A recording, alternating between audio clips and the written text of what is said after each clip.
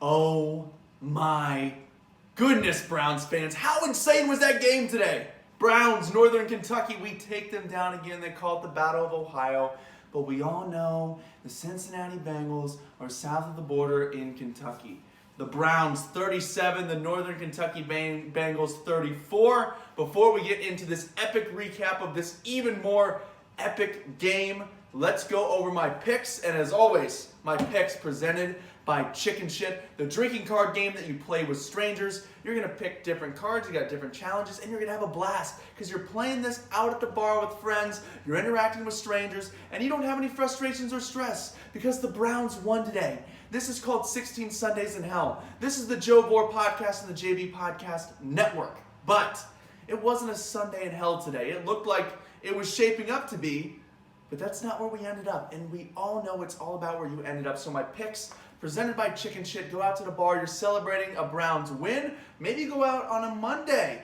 Call off work, a little sick. Victory Monday action. Play Chicken Shit. You aren't going to regret it. My picks. Baltimore loss. Nailed it. Northern Kentucky win. Nailed it. Washington football team win. Nailed it. Dallas loss or win. I predicted a loss. Missed that one. But I hit on Indy, Pittsburgh, and Northern Kentucky. That puts me. That's right. I am 6-1 on the year.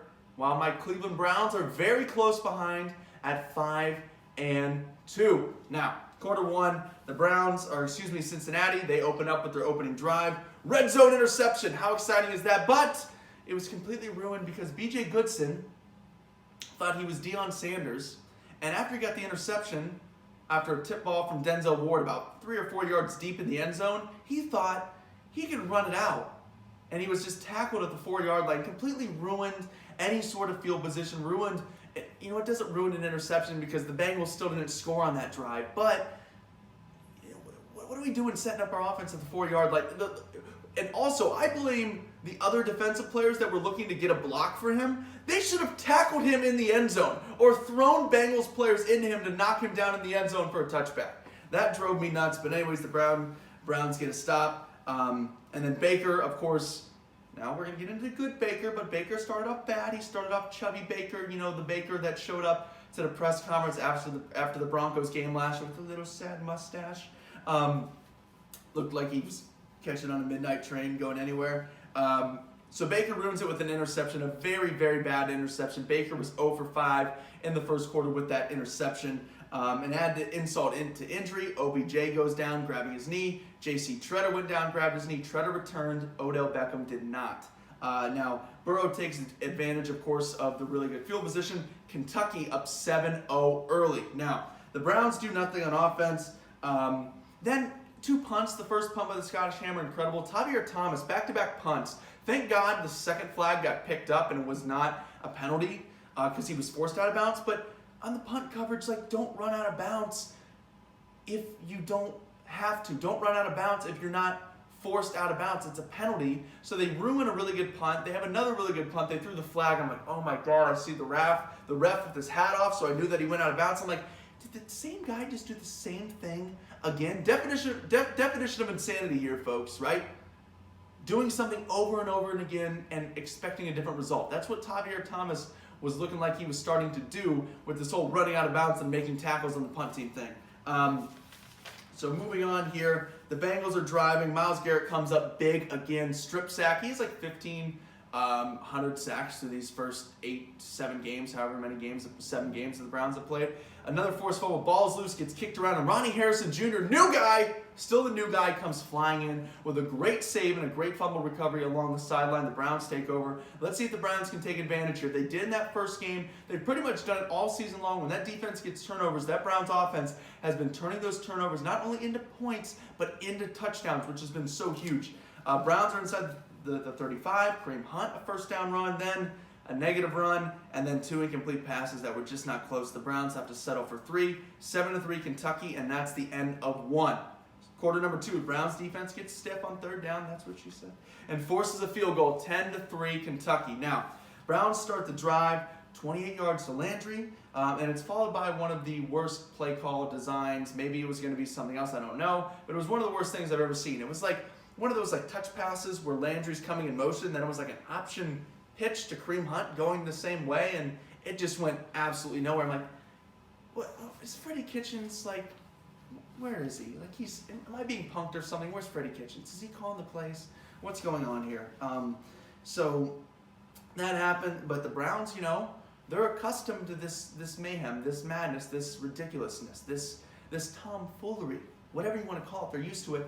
Baker and the guys, they get things settled in, and they're able to go down. They put together a touchdown drive, and they find Harrison Bryant.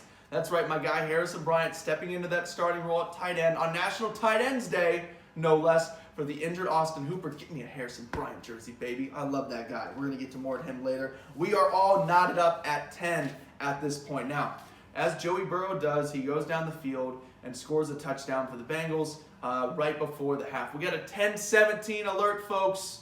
10-17 red alert. This is not a drill. Sound the sirens. Put up the walls. 17-10, Kentucky at the half. Now, quarter 3.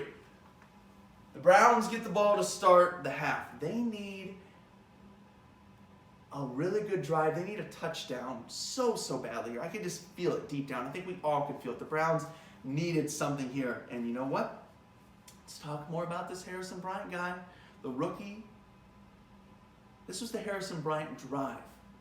4 receptions, I believe, capped off with another touchdown, his second of the day. He's got his own Harrison Bryant spike thing going. Gronk is back, and he still has the Gronk spike, but I think Harrison Bryant is the guy that's going to take that over. When he scores touchdowns, he violently spikes the ball, and I love it. Give me a Harrison Bryant uniform. I'm talking helmet all the way down. I want to be Harrison Bryant for Halloween. 17-17, we're all knotted up here. Now the Bengals move it easily on the Browns. Joe Burrow, 11 straight completions before a pass is finally broken up by Denzel Ward.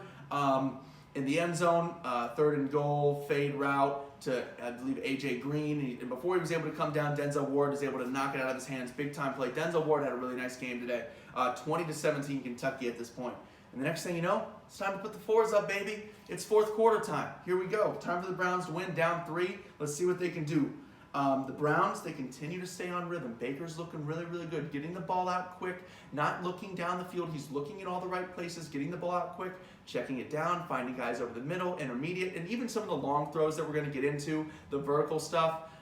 He was throwing on rhythm. 3-step drop, getting that ball out quick. They weren't these long developing plays. Baker was very well protected. He looked very comfortable and did not look nervous and shaky like he usually does when he's dancing around in the pocket, waiting for plays to develop. And most importantly, his eyes were in the right spot, and he wasn't so focused on forcing the ball downfield to playmakers, just getting it to him in space and allowing those playmakers to do what they do, and that's to make plays. So it worked out really well. So the Browns keep that momentum going, rolling downhill right now, and they find Higgins for back-to-back receptions, and then the other tight end, David Njoku. You forgot about him ever since that opening week touchdown, then the injury, and we really haven't heard or seen much of him since. 18-yard touchdown, David Njoku, Chief slant. Browns in for 6 now, and at this point, it's 15 straight completions for Baker Mayfield after going 0 for 5. 24-20 Cleveland at this point. Now, this is where the defense really needs to step up. Get a 3-and-out. Force a punt, get a turnover, quick punt, whatever it is. Just get the ball back, please. The Browns decided to go in a different direction. Joe Burrow served up the easiest cupcake interception for Terrence Mitchell. I mean, threw it right to him. It's like in warm-ups. Just lobbed it right to him. He's looking at it. He's like, I got it. Just drops it. Surely, this won't come back to bite the Browns, right? I mean, Terrence Mitchell, I was like, does this guy deserve to have hands? What is going on here? It was the easiest touchdown, or easiest interception. Dropped it like it's hot, all those things. Cleveland obviously doesn't want to win at this point. I'm just like, what's going on here? So, Cincy, of course, they go down and score. It's 27-24 Northern Kentucky. Now, Baker with a strike to Rashard Higgins. The resurgence of Higgins was, I think, the second biggest thing behind Baker Mayfield and what he looked like today after starting 0 for 5 and with that interception in the first quarter. The return of Rashard Higgins. Remember how awesome he was in Baker's rookie year. Remember how awesome him and Baker got along. Higgins stuck around for less money, for really not much of a guaranteed opportunity, but I think today really solidified things. Odell Beckham Jr. or not, depending on what the injury severity is, I think we can feel good about Rashard Higgins getting targets, getting receptions, and being in the lineup and being a focal point of the game plan from this point forward. Then Landry. They tried another reverse pass. Landry's rolling left and throws an absolute dime to Donovan Peoples-Jones, his first of his career. Welcome to the show, kid. There's your first catch from a lefty wide receiver who we've seen do this before. So Landry's beat up with the ribs, and then he has the lat, the shoulder. He needs to get Tommy John surgery after that strike in the Dallas game. Who knows how long he's going to need to, how many weeks he's going to need to take off from throwing the football after this one. But pressure was coming, hit as he threw, and just drops a dime to Donovan Peoples-Jones. So the Browns still moving the ball here, and then Baker caps things off the drive with an easy money touchdown. And Baker and the boys, they're looking good. 18 straight completions, 4 touchdowns for Baker at this point. 31-27 Cleveland. Now it comes up to the defense. So naturally, I'm losing my mind here. I'm terrified. This is a perfect time for Terrence Mitchell to redeem himself. This is the perfect time for the defense to get one of those things we like to call a stop, right? The Browns had a defense that once again had other plans. Touchdown, 4th and inches. Really, really good play call. It's 31-34 Kentucky. 1:06 to go. No timeouts. Let's see what you got, Baker. Let's see what you got, man. And you know what we got? We got a lot. Baker delivered. He stepped up to the plate, was rolling after that first quarter, especially the second half, and it didn't stop. If they were still playing, Baker would still be rolling. That's how locked in Baker was. That's how much things were working for the Browns here. Like I said, 1:06 to go, no timeouts from the 25-yard line after the touchback. And when I look back at this game and this moment in that fourth quarter, that second half, really as a whole, really the last 3 quarters, we saw Baker Mayfield complete 21 straight passes. The only incompletion he had after that first quarter was a spike to stop the clock. So really, he had no real incompletions after that first quarter. And we're going to look back and we're going to say, this is where Baker got his swagger back. If things go well from here, I'm not saying that they're guaranteed that they're going to go well. I'm not saying, hey, we did it against Cincinnati. We're awesome, right? Super Bowl? Absolutely not. These are still the Cincinnati Bengals, and I'm not diminishing what the Browns did today. They got a win. And in the NFL, against other paid professionals and against a very, very good quarterback in Joe Burrow, even though Cincinnati is, they are what they are. They're scrappy. Joe Burrow is really, really good. But Cincinnati, overall as a team, isn't that great. And they were really, really beat up. So I'm not trying to take anything away from the Browns. I'm not trying to rain on this parade. I'm as excited as anyone. I'm excited as all the other Browns fans. But it's not guaranteed that things are just going to continue to go well from here. Let's see it happen next week against Vegas with a better team. And let's see it when the Browns play Houston and Philly and Jacksonville, and so on and so forth. When they play Pittsburgh again at the end of the year, when they play Baltimore again. Let's see it against those teams. So I'm excited. I'm optimistic. I'm looking up. Things are looking good. But I'm not totally sold. But this will be, if things go well, you look back on it's like, this is where Baker got things rolling. This is the resurgence, the return of Rashard Higgins. That's what we're going to look back on with this game. And the Browns, they win it. Baker delivers a strike. Donovan Peoples-Jones, touchdown. 37-34 if you had the Browns minus 3.5. Cody Parkey is once again enemy number 1. Luckily, the Bengals didn't have enough time to get in field goal range and tie it up because it was still a 3-point game. He missed the extra point, his first missed kick of the year. And with 5 seconds left, the Browns knock the ball down and they win. They get, most importantly, at the end of the day, they get a win.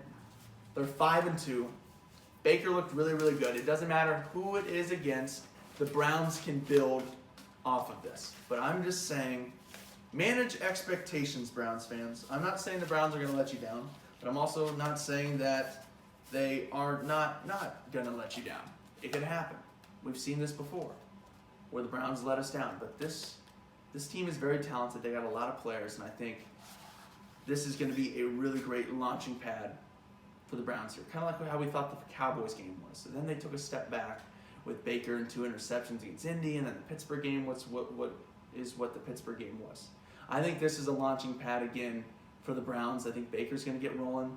I think we're going to see more Higgins, and hopefully the Browns are pretty beat up right now. Hopefully we see Teller come back.